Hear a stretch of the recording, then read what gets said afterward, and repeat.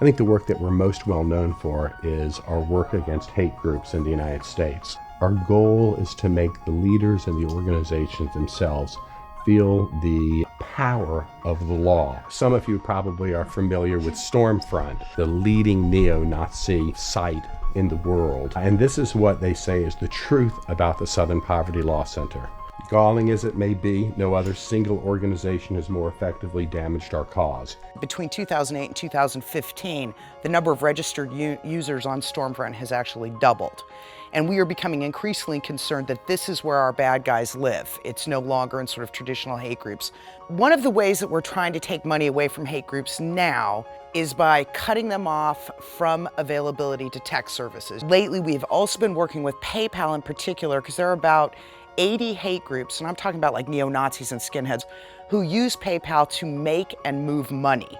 And for us, this is basically the funding of domestic terrorism, and we need that to end. We feel we have a moral obligation to call out hate in the mainstream when we see it. And the truth of the matter is we've seen a lot of it surrounding the Trump campaign. I don't know if Mr. Trump will win.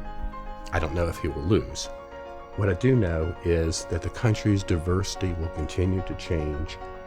Forms of Trumpism will continue, and it's up to all of us, all people who believe in our founding documents, to do what they can to push back against that. This from Kathy H. in Nashville.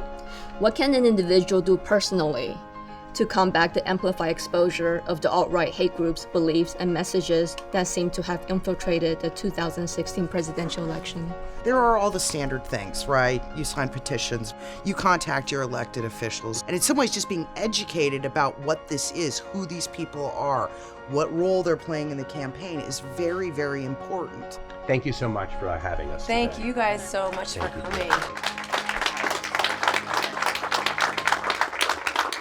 This is why we come to work every day at CREDO, and it's why everyone joins CREDO in the first place. We care about the progressive activism. We care about the nonprofits that we fund. So we want you all, the members, to hear directly from our nonprofit partners because you make it possible.